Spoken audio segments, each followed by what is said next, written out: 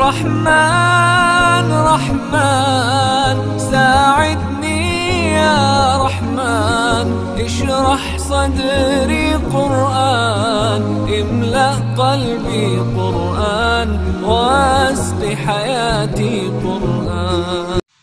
نحمده ونصلي ونسلم على رسوله الكريم وعلى آله وأصحابه أجمعين. أما بعد فأعوذ بالله من الشيطان الرجيم. بسم الله الرحمن الرحيم. وإذا سمعوا ما أنزل إلى الرسول ترى أعينهم تفيض من الدمع مما عرفوا من الحق يقولون ربنا آمنا فاكتبنا مع الشاهدين. ناظرین سامعین گرامی قدر، آج ہم اللہ کے فضل و کرم سے 7ویں پارے کا خلاصہ آپ حضرات کے سامنے بیان کر رہے ہیں. دعا ہے کہ اللہ تبارک و تعالی ہماری اس کاوش اور محنت کو اپنی بارگاہ میں قبول فرمائیں اور ہمارے سننے والے اور دیکھنے والے ناظرین اللہ ان کے لیے ہدایت اور رہنمائی کا ذریعہ بنائیں. پارے کی ابتدا اللہ تبارک و تعالی نے ایک واقعہ کی طرف اشارہ کرتے ہوئے فرمائی. جب مسلمانوں کا وفد نجاشی کی بارگاہ میں پہنچا، دربار میں پہنچا، تو نجاشی نے مسلمانوں سے پوچھا کہ تمہارا دین کس بات کا حکم دیتا ہے؟ تو حضرت جعفر طیار رضی اللہ تعالی عنہ نے سورہ مریم کا دوسرا رکوع پڑھ کے سنایا، جس میں حضرت عیسیٰ اور حضرت مریم کا واقعہ بیان ہوا. نجاشی پہ بڑا اثر ہوا اور اس نے فوراً اس دعوت کو قبول کرتے ہوئے ایمان کی نعمت سے مالا مال ہوا. تو قرآن نے ذکر کیا کہ جب وہ ان چیزوں کو سنتے ہیں جو اللہ کے رسول کی طرف اتاری گئی ہیں تو ان کی آنکھیں وہ آنسوؤں کی وجہ سے بھیگ جاتی ہیں اور ان کے آنسو چہرے کے اوپر گرنے لگ جاتے ہیں، کیونکہ حق بات کو وہ پہچان چکے ہیں اور کہتے ہیں کہ اے رب ہم ایمان لائے، ہمارا شمار بھی ان لوگوں کے ساتھ کر لو جو حق بات کی گواہی دینے والے ہیں. تو یہ اس نجاشی کی جو گفتگو ہے، قرآن نے اس کا ذکر کرتے ہوئے فرمایا کہ اہل کتاب اس شخصیت کو دیکھو، یہ بادشاہ بھی تھا لیکن اس کے باوجود جب حق بات پہنچی تو فوراً ایمان لایا اور بغیر ضد کے میرے نبی کی نبوت کو تسلیم کر لیا. اس کا بدلہ یہ ہے کہ اللہ ان کو جنت عطا کریں گے، اور جو انکار کرنے والے ہیں یہ لوگ جہنمی ہیں. پارے کا دوسرا رکوع، اس میں اللہ تبارک و تعالی نے اہل ایمان کو خطاب کرتے ہوئے فرمایا کہ اللہ کی حلال کردہ چیزوں کو حرام نہ کرو. جو پاکیزہ چیزیں ہیں وہ حلال ہیں، کسی کے کہنے سے وہ حرام نہیں ہوتی. اور زیادتی نہ کرو، اللہ زیادتی کرنے والوں کو پسند نہیں کرتے. اللہ کے رزق کے حلال میں سے اچھی چیزیں کھایا کرو اور اللہ سے ڈرو.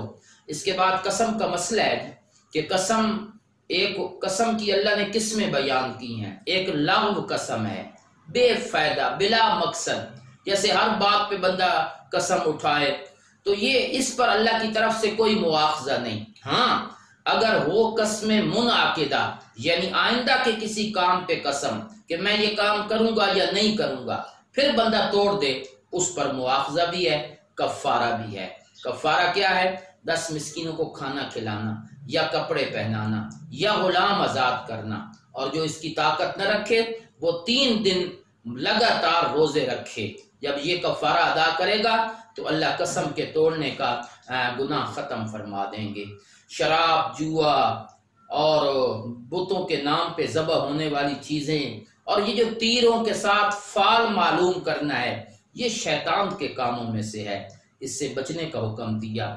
خاص طور پہ یہ بات ذکر کی گئی کہ جوا، شراب، اس کے ذریعے شیطان مسلمانوں میں نفرت پیدا کرتا ہے، تمہیں نماز سے روکتا ہے. تو لہٰذا ان چیزوں کے قریب نہ جاؤ، اللہ اور اس کے رسول کی اطاعت کرو. رکوع نمبر 3 میں اللہ تبارک و تعالیٰ فرماتے ہیں کہ جب احرام باندھ لو تو اس کے بعد پھر شکار نہیں کرنا اور اپنے ہاتھوں سے اور اپنے نیزوں سے شکار سے رکنا ہے. اور کوئی ایسا کام نہیں کرنا جو احرام کے خلاف ہے، کیونکہ یہ اللہ نے ان چیزوں کو حرام کر دیا ہے۔ اور شکار کی حالت میں کسی بھی احرام کی حالت میں کسی شکار کو قتل نہیں کرنا۔ اگر کوئی قتل کرے گا تو اس کا بدلہ دینا پڑے گا، اور وہ بدلہ کیا ہے جی؟ کہ جانور ذبح کرے یا مسکینوں کو کھانا کھلائے یا اس کے برابر روزے رکھے، تو یہ اس جرم کا بدلہ ہے جو احرام کی وجہ سے انسان کبھی شکار کر لیتا ہے۔ البتہ سمندر کے شکار حلال ہیں، احرام کی حالت میں بھی اللہ نے سمندر کے شکار کو حلال قرار دے دیا ہے۔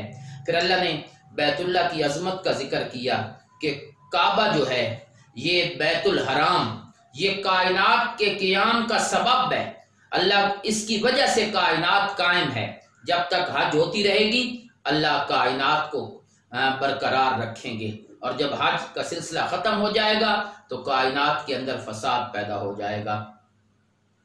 رسول کی ذمہ داریاں ذکر کی کہ میرے نبی کے ذمے پہنچا دینی ہے بات، اور پھر فرمایا کہ اچھی اور بری چیز برابر نہیں ہوتی، چاہے بری چیز کتنی زیادہ کیوں نہ ہو، ہمیشہ اچھی چیزیں پسند کرو، جائز چیزیں۔ چوتھے رکوع میں اللہ تبارک و تعالیٰ نے ایک قانون ذکر کیا۔ کچھ لوگ میرے نبی سے ایسے سوالات کیا کرتے تھے جو بالکل غیر متعلقہ سوال، مثلا کوئی کہتا ہے میرا باپ کون ہے، میرا دادا کون ہے، میں جنت میں جاؤں گا یا جہنم میں، تو اللہ نے اس سے روکا کہ ایسے سوال نہ کیا کرو، کہ ہو سکتا ہے کہ اگر وہ پیغمبر وحی کے ذریعے اس کا جواب دے تو تمہیں وہ اچھا نہ لگے، تو لہٰذا ان فضول قسم کے سوالات سے اپنے آپ کو بچانا ہے۔ اس سے پہلے بھی قوموں نے سوال کیے ہیں لیکن وہ سوال ان کے حق میں بہتر نہیں ہے۔ کچھ چیزیں مشرکین نے اپنے اوپر حرام کی ہوئی تھیں، کچھ جانور، بحیرہ، سائبہ، وسیلہ، حام، ان کے بارے میں تصور یہ تھا کہ ان کا دودھ نہیں پینا، ان پہ سواری نہیں کرنی۔ اللہ نے فرمایا جب میں نے حرام نہیں کیا تو تم کون ہوتے ہو حرام کرنے والے؟ یہ حلال چیزیں ہیں اور اللہ کی آیات اس بات پہ شاہد ہیں۔ اللہ کے حکام کو مانو اور اللہ کے حکام کو تسلیم کرو۔ اس کے بعد اللہ تبارک و تعالیٰ نے قسم کا ایک مسئلہ ذکر کیا ہے کہ اگر کہیں اختلاف ہو جائے، کہیں جھگڑا ہو جائے، کوئی بندہ فوت ہو جائے اور وہ وصیت کر کے جائے کسی چیز کے بارے میں، ورثاء کا اور ان لوگوں کا آپس میں اختلاف ہو جائے، تو پھر قسمیں اٹھانی ہیں، اور قسم بھی اللہ کے نام کی اٹھانی ہے کہ ورثاء بھی صحیح قسم اٹھائیں اور وہ جو وصیت کے وقت موجود لوگ ہیں وہ بھی صحیح قسمیں اٹھائیں تاکہ ورثاء کو ان کا صحیح حق مل جائے۔ اس واقعہ کو ذکر کر کے رکوع نمبر 5 میں اللہ تبارک و تعالیٰ فرماتے ہیں کہ قیامت کے دن اللہ سارے رسولوں کو جمع کر کے ایک بات پوچھیں گے، ماذا اجبتم، قوم نے تمہیں کیا جواب دیا، قوم نے کیا کہا تمہیں، تم نے قوم کو تبلیغ کی، قوم نے کیا جواب دیا؟ تو سارے نبی بیک زبان کہیں گے لا علم لنا، یا اللہ ہمیں اس بات کا علم نہیں ہے کیونکہ غیب جاننے والی ذات تیری ہے۔ یہ وہ سوال ہے جو پیغمبروں کی وفات کے بعد جب قوم نبیوں کی تعلیمات کو فراموش کر بیٹھی اور غلط اس کو رنگ دیا اور کہنے لگے کہ یہی نبیوں کی تعلیمات ہے، تو اس کے بارے میں پوچھا جائے گا کہ یہ قوم تو یہ کہہ رہی ہے، تو تمہارا اس کے بارے میں کیا خیال ہے؟ تو اللہ کے نبی کہیں گے یا اللہ مرنے کے بعد ہمیں کسی چیز کا علم نہیں۔ پھر اللہ نے حضرت عیسیٰ علیہ السلام کو الگ کر کے سوال کرنا ہے کہ عیسائی کہتے ہیں کہ حضرت عیسیٰ یہ کہہ کے آئے ہیں کہ ہماری عبادت کرو، اللہ ان کو الگ کر کے کہیں گے۔ حضرت عیسیٰ اور حضرت مریم کو خطاب کرتے ہوئے اللہ اپنی نعمتیں گنوائیں گے کہ عیسیٰ میں نے تجھ پر اور تیری ماں پر بڑی نعمتیں کی ہیں، میں نے تجھے روح القدس کے ساتھ تیری تائید کی، تو لوگوں سے بات کرتا تھا ماں کی گود میں نے تجھے کتاب، حکمت اور انجیل عطا کی، پھر تو تیرے معجزات تو دیکھ، پرندے کی شکل بنا کے اس میں پھونک مارتا تھا، وہ سچ مچ کا پرندہ بن جاتا تھا، مادر زاد اندھا، مادر زاد نابینا تیرے ہاتھوں سے ٹھیک ہو گئے۔ یہ ساری باتیں ذکر کر کے اللہ نے فرمایا کہ میرے پیغمبر ایک وقت وہ بھی تھا جب ساری دنیا تیرے خلاف تھی اور چند لوگ وہ تیرے ساتھ کھڑے تھے اور تیری تائید میں کھڑے تھے، ہم نے ان کے ذریعے تیری مدد کی، ہم نے آسمان سے دسترخوان اتارا تاکہ ان کو تسلی ہو جائے کہ آپ اللہ کے نبی ہیں۔ پھر اللہ نے رکوع نمبر 6 میں اس بات کو آگے بڑھایا کہ ہم حضرت عیسیٰ سے یہ کہیں گے تم نے کہا تھا کہ مجھے اور میری ماں کی عبادت کرنا اللہ کے سوا، تو حضرت عیسیٰ علیہ السلام جواب میں فرمائیں گے یا اللہ تیری ذات پاک ہے، میں وہ بات کیسے کہہ سکتا ہوں جس کے کہنے کا مجھے حق ہی نہیں ہے، اور اگر بالفرض میں نے کہی ہے تو میرے اندر کی بات کو بھی جانتا ہے۔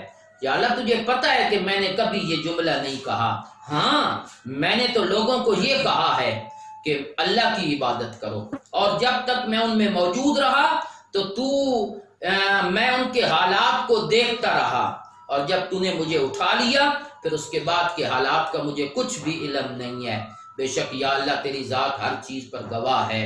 تو معلوم ہوتا ہے وفات کے بعد انبیاء دنیا کے حالات سے بے خبر ہو جاتے ہیں اور انہیں نہیں پتا ہوتا کہ دنیا میں کیا ہو رہا ہے۔ یہ جو عرض اعمال کا ایک عقیدہ ہے کہ اعمال نبیوں کے سامنے پیش کیے جاتے ہیں، یہ قرآن کے نظریے کے خلاف ہے۔ کسی پیغمبر کو مرنے کے بعد امت کے اعمال کا پتہ نہیں ہے، حتیٰ کہ نبی کریم صلی اللہ علیہ وسلم بھی وفات کے بعد اپنی امت کے اعمال سے بے خبر ہیں اور انہیں معلوم نہیں کہ کیا ہو رہا ہے کیا نہیں ہو رہا۔ سورت مکمل ہوئی للہ ملک السماوات والارض، زمین و آسمان کی حکومت اللہ کے لیے ہے اور اللہ ہر چیز پہ قدرت رکھتے ہیں۔ اس کے بعد سورہ انعام ہے، انعام کا معنی چوپائے، چونکہ اس میں انعام کا ذکر ہے اس لیے سورت کا نام ہی سورہ انعام رکھا گیا ہے۔ ابتدا میں اللہ نے اپنی حمد و ثناء اور تعریف کے ساتھ شروع کی کہ سب تعریفیں اس ذات کے لیے ہیں جس نے زمین و آسمان کو پیدا کیا، روشنی اور اندھیرے بنائے۔ کافر اپنے رب کے ساتھ اوروں کو برابر کرتے ہیں، حالانکہ کائنات کا خالق اللہ ہے، مالک اللہ ہے، پیدا کرنے والا وہی ہے۔ یہ نشانیاں دیکھتے بھی ہیں لیکن اس کے باوجود ان پہ ایمان نہیں لاتے۔ اللہ نے آسمان سے بارش برسائی لیکن ان کو یہ سمجھ نہیں کہ یہ سارے کام کرنے والی ذات کس کی ہے۔ یہ کہتے ہیں ہمارا من پسند معجزہ ہمیں ملنا چاہیے۔ اللہ فرماتے ہیں اگر ہم آسمان سے کچھ ورق اتارتے اور پھر وہ ہاتھوں سے چھو بھی لیتے اور ان کے سامنے ہوتا وہ معاملہ تو پھر بھی انہوں نے ایمان نہیں لانا تھا، اور کہتے یہ بھی ایک بہت بڑا جادو ہے۔ کہتے ہیں یہ انسان کیوں رسول بن گیا، کوئی فرشتہ ہونا چاہیے تھا۔ اللہ اس کا جواب دیتے ہیں اگر زمین میں فرشتے بستے ہوتے تو ہم آسمان سے فرشتے کو نبی بنا کے بھیجتے، اور اگر ہم فرشتے کو بھی نبی بناتے تو انسانی شکل میں بناتے، یہ اعتراض تو پھر بھی قائم رہتا۔ رکوع نمبر 8 میں اللہ تبارک و تعالیٰ نے مشرکین کو اس بات کا سبق دیا کہ چلو پھرو زمین میں، دیکھو کیسے ہوا انجام جھٹلانے والوں کا، اگر تم بھی نہیں مانو گے تو اللہ تمہیں بھی برباد کر دیں گے۔ پھر اللہ نے دلائل قدرت ذکر کیے کہ زمین و آسمان کے اندر جو کچھ ہے میرے لیے ہے۔ میرے پیغمبر کہو میں اللہ کے سوا کسی کی عبادت کیسے کر سکتا ہوں، حالانکہ اللہ کھلاتا ہے، اس کو کوئی نہیں کھلاتا، اور مجھے اس بات کا حکم دیا گیا ہے کہ میں اسلام لانے والوں میں سے بن جاؤں۔ مجھے یہ خطرہ بھی ہے کہ اگر میں رب کی نافرمانی کروں تو میرے اوپر بہت بڑا عذاب آ سکتا ہے۔ اللہ کوئی رحمت روک لیں تو کوئی اس کو دینے والا نہیں، اور اگر اللہ کسی کو تکلیف دینا چاہیں تو کوئی اس تکلیف کو دور نہیں کر سکتا۔ یہ اللہ کی وحدانیت کے دلائل ذکر ہوئے۔ رکوع نمبر 9 میں اللہ تبارک و تعالیٰ نے فرمایا کہ جو لوگ اللہ پہ جھوٹ گھڑتے ہیں، یعنی ایسی چیز کی نسبت رب کی طرف کرتے ہیں جو رب نے نہیں فرمائی، یا اس کی آیتوں کو جھٹلاتے ہیں، اس سے بڑا ظالم کون ہے۔ قیامت کا دن ہوگا، ہم سب کو اکٹھا کریں گے اور ہم مشرکین سے کہیں گے کہاں ہیں وہ تمہارے شریک جن کی تم عبادت کرتے تھے اللہ کے سوا، کہاں گئے، آج بلاؤ نا ان کو۔ لیکن اس کے جواب میں ان کے پاس کوئی جواب نہیں ہوگا سوائے اس کے کہ وہ کہیں گے اے رب ہم نے کبھی شرک کیا ہی نہیں ہے۔ دیکھو تو صحیح یہ کیسے اللہ کی کیسے اپنے آپ پہ جھوٹ بول رہی ہیں۔ یہ لوگ ایسے ہیں جو بڑے ضدی ہیں، بظاہر نظر آتا ہے کہ تیری بات سن رہے ہیں لیکن ان کے دلوں پہ پردے ہیں اور وہ تیری بات کو سن نہیں سکتے۔ قیامت جب قائم ہوگی تو یہ لوگ کہیں گے کاش کہ ہمیں دنیا میں دوبارہ واپس بھیج دیا جائے، لیکن اب وہ موقع ہاتھ میں نہیں آئے گا۔ दुनिया अल्लाह ने अमल के लिए दी है, इसी में करना है जो कुछ करना है। रकू नंबर 10 में अल्लाह तबारक व तआला फरमाते हैं, जो लोग अल्लाह की मुलाकात को झुठला देते हैं वो दुनिया में खसारे में हैं। क़यामत आएगी तो कहेंगे हाय काश कि हमने दुनिया में नेक अमल कर लिए होते, लेकिन उस वक़्त का पछताना किसी काम का नहीं है। ये दुनिया की जिंदगी खेल तमाशा है जिस पे गुरूर करते हुए लोग हक बात का इनकार करते हैं। मेरे पैगंबर, हम इस बात को अच्छी तरह जानते हैं कि इनकी बातों से तेरा दिल तंग होता है, तुझे अजियत पहुंचती है, लेकिन मेरे पैगंबर ये तुझे नहीं झुठलाते, ये जालिम अल्लाह की आयतों को झुठलाते हैं। तेरे साथ इख्तिलाफ नहीं है, इख्तिलाफ होता तो 40 साल पहले भी करते, लेकिन पहले तो तुझे सादिक भी कहते हैं, अमीन भी कहते हैं। झगड़ा तेरे साथ नहीं है, कुरान के साथ है। ये मेरे पास आएंगे मेरे पैगंबर, हम इनका हिसाब किताब लेंगे। ये मुर्दों की तरह हैं और मुर्दे सुनते नहीं हैं, तो ये लोग भी तेरी बात को कबूल नहीं करते। कबूल वो करते हैं जो सुनते हैं, और मुर्दे जो हैं वो तो क़यामत के दिन उठेंगे। उसके बाद अल्लाह ने अपनी कुदरत की एक दलील जिक्र की कि मेरे पैगंबर, परिंदे आसमानों पे उड़ने वाले, कोई जमीन में चौपाया जो जमीन में चलने वाला है, ये तुम्हारी तरह की जमातें हैं। अल्लाह इनको पालता है, अल्लाह इनको खिलाता है, तो वो इंसानों को भी खिलाएगा। और जो लोग अल्लाह की आयतों की तकजीब करते हैं ये जानवरों से भी बदतर हैं। सुनो मेरे पैगंबर, जब इन पे अजाब आता है या इन पर क़यामत आएगी तो अल्लाह को ही पुकारेंगे, और सब जिनको अल्लाह के सिवा पुकारते हैं वो सब इनसे दूर हो जाएंगे।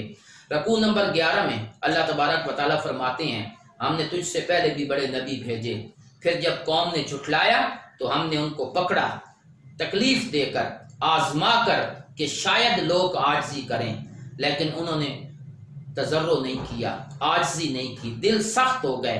और फिर हमने एक और आजमाइश दी कि हमने माल की फरावानी कर दी, बड़ा पैसा दिया, यहाँ तक कि वो इस पे गुरूर करने लग गए। और जब माल पे गुरूर किया हमने अचानक पकड़ लिया और काफरों की जड़ काट के रख दी। बताओ बक्के वालों, अगर अल्लाह तुम्हारे साथ भी ये सलूक करे, तुम्हारे कान आंखें खत्म कर दे, दिल पर मोहर लगा दे, तो अल्लाह के अलावा कोई और है जो ये चीजें ला कर दिखाए? अल्लाह का शुक्र अदा करो कि उसने तुम्हें नेमतों से नवाजा हुआ है। अगर अल्लाह का अजाब अचानक आ जाए तो जालिम कौम ही हलाक होंगी। जो लोग अल्लाह की आयतों को झुठलाते हैं ये लोग क़यामत के दिन इंतहाई खसारे में हैं। मेरे नबी से अजीब अजीब सवाल किया करते थे, बताओ कल क्या होगा, बताओ मंडियों के रेट क्या हैं। तो मेरे नबी ने उसके जवाब में फरमाया, कहो मेरे पैगंबर, ला अक़ूलु लकुम, मैं नहीं कहता कि मेरे पास अल्लाह के खजाने हैं, वला आलमुल गैब, और मैं गैब भी नहीं जानता, और मैं ये भी नहीं कहता कि मैं फरिश्ता हूँ। मैं तो उस चीज़ की इत्तिबा करता हूँ जो मेरी तरफ वही की गई है। खजाने भी नहीं है, मैं फरिश्ता भी नहीं हूँ, मैं आलिमुल गैब भी नहीं हूँ। ला आलमुल गैब, ये गैब और इल्म का इकट्ठा लफ्ज़ और इसकी नफ़ी ये कुरान में मुतअद्दिद मकामात पे है, और किसी एक जगह पे भी नहीं है कि जहाँ अल्लाह ने ये कहा हो कि कहो मेरे पैगंबर इन्नी आलमुल गैब, मैं गैब जानता हूँ। ये इल्म गैब का इकट्ठा लफ्ज़, इसकी नफ़ी तो मौजूद है मखलूक से, लेकिन इसका इस बात कहीं भी नहीं है। इसके बाद रुकू नंबर 12 में अल्लाह तबारक व तआला ने फिर आखरत का खौफ दिलाया कि जो लोग इस बात से डरते हैं उनको डरा, अल्लज़ीना यख़ाफ़ूना, जो इस बात से डरते हैं कि वो अपने रब के यहाँ इकट्ठे किए जाएंगे, अल्लाह के सिवा कोई कारसाज नहीं होगा। मुशरिकीन कहते थे कि अपने गरीब सहाबा को मजलिस से उठाओ फिर हम आपकी बात सुनते हैं। अल्लाह ने फरमाया मेरे पैगंबर ख्याल रखना, ला ततरुदिल्लज़ीना यदऊना रब्बहुम, ऐसे लोगों को अपनी मजलिस से दूर न करना जो सुबह शाम अपने रब को पुकारते हैं और मकसद भी अल्लाह की रजा है। तेरा उनके मामलात से कोई ताल्लुक नहीं, उनका तेरे मामलात से कोई ताल्लुक नहीं। अगर तूने उनको हटा दिया तो मेरे पैगंबर मैं तेरा नाम भी जालिमों की फहरिस्त में लिख दूंगा। बेइंसाफ। सहाबा की बड़ी अजमत है। अल्लाह अपने नबी को खिताब करते हुए कहते हैं इनको उठाना नहीं है, ये गरीब जरूर है लेकिन इनका दिल ईमान की दौलत से माला माल है। बाकी रहा मालो दौलत, ये कोई मेयार नहीं है। یہ تو آزمائش ہے دنیا میں، کسی کو اللہ زیادہ دیتے ہیں کسی کو کم۔ پھر اللہ نے غریب صحابہ کی دلجوئی کے لیے حکم نازل کیا کہ جب تیرے پاس ایمان والے آئیں تو نے کہنا ہے سلام علیکم، السلام علیکم، کاتب ربکم علی نفس الرحمہ، اللہ نے اپنے اوپر رحمت لکھ لی ہے۔ میرے پیغمبر سلام پہلے نے کرنا ہے۔ یہ بہت بڑا اعزاز ہے جو اللہ نے صحابہ کرام کو عطا فرمایا ہے۔ رکوع نمبر 13 میں اللہ تبارک و تعالیٰ فرماتے ہیں کہ یہ کہتے ہیں کہ اللہ کے علاوہ کسی اور کی عبادت کر لو، ہمارے معبودوں کو کچھ نہ کہو، صلح ہو سکتی ہے۔ کہو میرے پیغمبر میں کیسے عبادت کروں؟ مجھے تو روکا گیا ہے کہ میں ان کی عبادت کروں جن کو تم اللہ کے سوا پکارتے ہو۔ میں تمہاری خواہشات کے پیچھے نہیں چلتا، میں تو اللہ کے حکم کے پیچھے چلتا ہوں۔ کہتے تھے عذاب کب آئے گا؟ کہو میرے پیغمبر اگر میرے پاس وہ چیز ہوتی جس کو تم جلدی مانگتے ہو تو کبھی کا عذاب کا فیصلہ ہو چکا ہوتا، لیکن غیب کے خزانے اللہ کے پاس ہیں، اللہ کے سوا کوئی بھی نہیں جانتا، اللہ ہی ہر چیز کو جاننے والا ہے۔ وہی ہے جو رات کے وقت تمہیں سلا دیتا ہے اور دن میں جو کچھ کرتے ہو اس کا علم بھی اللہ ہی کے پاس ہے۔ وہی ہے جو اپنے بندوں پر غالب ہے، وہی ہے جو آسمان سے فرشتے بھیجتا ہے اور موت کے وقت انسانوں کی روحیں قبض کر لیتا ہے۔ کون ہے جو خشکی اور اندھیرے سمندر اور خشکی کے اندھیروں سے تمہیں نجات دیتا ہے جب تم اس کو پکارتے ہو بڑی عاجزی کے ساتھ اور کہتے ہو کہ یا اللہ اگر یہاں سے نجات عطا کر تو ہم توحید کو مان لیں گے۔ اللہ نجات دیتا ہے پھر تم شرک کر لیتے ہو۔ اللہ ہی غالب ہے کہ تم پر عذاب بھیجے اوپر سے یا نیچے سے، تو یہ اللہ دوبارہ بھی عذاب بھیج سکتے ہیں۔ اس کے بعد اللہ نے فرمایا کہ جو لوگ اللہ کی آیتوں کا استہزاء کرتے ہیں ان کے ساتھ مت بیٹھا کرو اور ان کی مجلس میں شریک نہ ہوا کرو، ان کا وبال کہیں تم پر نہ آ جائے۔ رکوع نمبر 14 میں اللہ تبارک و تعالیٰ فرماتے ہیں کیا ہم اللہ کے سوا ان کو پکار سکتے ہیں جو نفع نقصان کے قادر نہیں ہیں؟ تو جو ان کو پکارتا ہے وہ ایسے ہے جیسے شیطان کسی کو گمراہ کر دے اور وہ اپنے ساتھیوں سے بچھڑ جائے اور راستے سے ہٹ جائے، تو جس طرح شیطان کسی کو اپنے شکنجے میں لے لیتا ہے، اللہ کے علاوہ اوروں کی عبادت کرنے والے لوگ ایسے ہی ہوتے ہیں۔ آگے اللہ تبارک و تعالیٰ نے حضرت ابراہیم علیہ السلام کا ایک واقعہ ذکر کیا کہ ابراہیم نے اپنے باپ آزر سے کہا بتوں کی عبادت کرتے ہو؟ میرا خیال یہ ہے کہ تو اور تیری قوم کھلی گمراہی میں ہے۔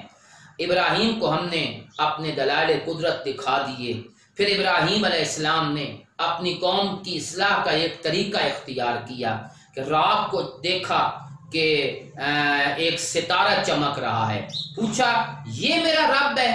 انہوں نے کہا ہاں۔ جب غروب ہوا تو فرمایا میں تو غروب ہونے والوں کو پسند نہیں کرتا۔ چاند کے ساتھ بھی یہی معاملہ ہوا، سورج کے ساتھ بھی یہی معاملہ ہوا، تینوں غروب ہو گئے۔ حضرت ابراہیم کہتے ہیں وہ رب کیسے بن سکتا ہے جو غروب ہونے والا ہو؟ یہ بھی عبادت کے لائق ہے۔ عبادت کے لائق وہ ذات ہے جس نے آسمان و زمین کو پیدا کیا، اور میں شرک کرنے والوں میں سے نہیں ہوں۔ قوم نے حضرت ابراہیم کے ساتھ مقابلہ کیا، بڑے سختی کے ساتھ پیش آئے۔ حضرت ابراہیم نے جواب دیا کیا تم میرے ساتھ جھگڑا کرتے ہو اللہ کی توحید کے بارے میں؟ حالانکہ اللہ نے میری رہنمائی کر دی ہے اور مجھے تمہارے شریکوں کا کوئی خوف نہیں ہے۔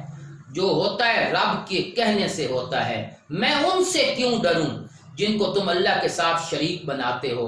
حالانکہ ڈرنا تو تمہیں چاہیے کہ تم اللہ کے ساتھ ایسی چیزوں کو شریک بناتے ہو جس کی اللہ نے کوئی دلیل نازل نہیں کی۔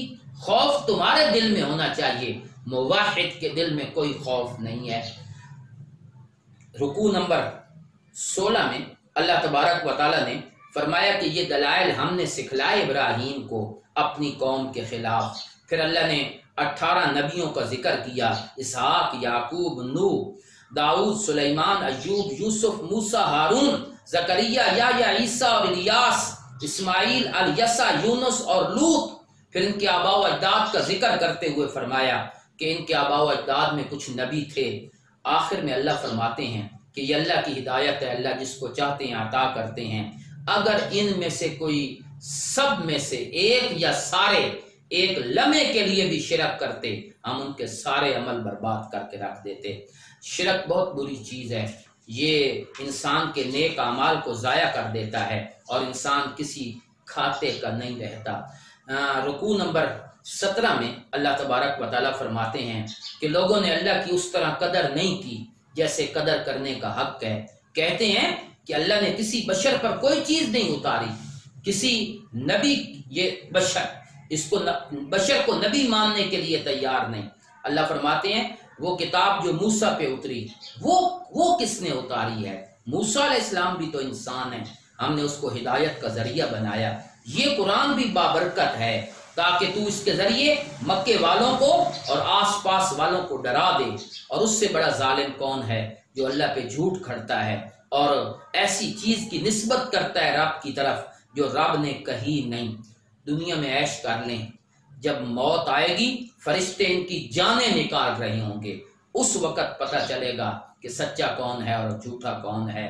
قیامت میں تم ہمارے پاس اکیلے آؤ گے جس طرح ہم نے تمہیں پہلی مرتبہ پیدا کیا، اور جو ہم نے نعمتیں تمہیں دی ہیں سب دنیا میں رہ جائیں گی اور آخرت میں تمہارے ساتھ کچھ بھی نہیں ہوگا۔ رکوع نمبر 18 میں اللہ تبارک و تعالیٰ نے اپنی قدرت کے دلائل ذکر کیے کہ دانے کو چیرنے والا، گٹھلی کو چیرنے والی ذات اللہ تبارک و تعالیٰ کی ہے، زندہ کو مردے سے اور مردے کو زندہ سے نکالنے والی ذات اللہ کی ہے۔ وہی ہے جو صبح کی روشنی کو پیدا کرتا ہے اور رات کو سکون بنایا، سورج اور چاند کو حساب کتاب کے لیے بنایا، ستارے وہ تمہاری رہنمائی کرتے ہیں۔ وہی ذات ہے جس نے تمہیں ایک جان سے پیدا کیا، پھر کچھ عرصے کے لیے دنیا میں رکھا، پھر موت آ گئی۔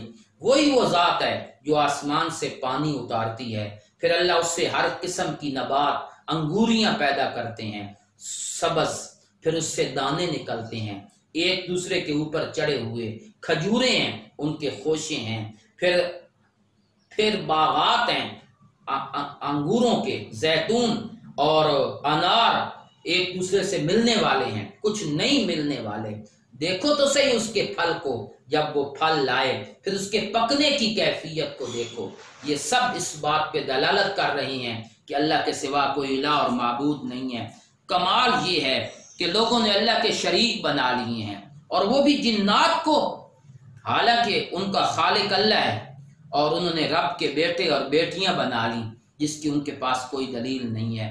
19ویں پارے میں اللہ تبارک و تعالیٰ نے اپنی دلائل قدرت کو آگے بڑھاتے ہوئے فرمایا، زمین و آسمان کو پیدا کرنے والا میں ہوں، میری کوئی اولاد نہیں، کوئی بیوی نہیں، وہ ہر چیز کا خالق ہے۔ پھر دلائل کا ثمرہ بیان کیا، یہی تو اللہ ہے جو تمہارے رب ہیں، جس کے سوا کوئی الہ اور معبود نہیں ہے، لہٰذا اللہ ہی کی عبادت کرو۔ کائنات کی سارے آنکھیں مل کر اللہ کا ادراک نہیں کر سکتی، اور اللہ وہ ذات ہے جو کائنات کی ایک چیز کا ادراک کرتا ہے۔ دلائل ہم نے بیان کر دی ہیں، اب جس کی مرضی مانے، جس کی مرضی نہ مانے۔ میرے پیغمبر آپ اس وحی کی اتباع کریں جو آپ کی طرف، اپنے رب کی طرف سے آئی ہوئی ہے، جس کا بنیادی مضمون یہ ہے کہ لا الہ الا ہو، اللہ کے سوا کوئی الہ نہیں ہے۔ اور یہ مشرک لوگ جو شرک کرتے ہیں، یہ شرک میں مبتلا ہیں۔ اگر اللہ کسی کو زبردستی ہدایت دیتا تو یہ کبھی بھی شرک نہ کرتے، لیکن اللہ نے آزمایا ہے۔ اور پھر اللہ نے اپنے نبی کو خطاب کرتے ہوئے فرمایا کہ جو لوگ اللہ کے سوا اوروں کو پکارتے ہیں، آپ ان کے معبودوں کو برا بھلا نہ کہا کریں، وہ پھر اس کے نتیجے میں اللہ کو برا بھلا کہیں گے، دشمنی میں اور لا علمی میں۔ مسئلہ سمجھا دیں، لیکن کسی کی ذات کے بارے میں برے بھلے لفظ کہنا، خلاف ادب لفظ کہنا، یہ اس سے منع کیا گیا ہے۔ لہجہ اچھا رکھیں، مسئلہ گرم ہو لیکن لہجہ نرم ہونا چاہیے۔ اور یہ لوگ اللہ کی قسمیں اٹھاتے ہیں کہ اگر ان کے پاس کوئی نشانی آ گئی تو ہم ایمان لائیں گے، کوئی ہمارا من پسند معجزہ۔ اللہ کہتے ہیں نشانیاں تو آ گئی ہیں، لیکن نشانی دینے والی ذات اللہ تبارک و تعالیٰ کی ہے۔ یہ آ بھی جائے تو پھر بھی ایمان نہیں لائیں گے، اس لیے کہ ہم لوگوں کے دلوں کو پھیرتے رہتے ہیں ہدایت سے گمراہی کی طرف، گمراہی سے ہدایت کی طرف۔ اور یہ اپنی سرکشی میں مگن رہتے ہیں اور اندھے بنے رہتے ہیں۔ جو ضد کے اس درجے پر آ جائے ان کے لیے ہدایت کے راستے بند ہو جاتے ہیں۔ اللہ مجھے اور آپ کو قرآنی تعلیمات پہ عمل کرنے کی توفیق عطا فرمائیں۔ وما علینا الا البلاغ المبین۔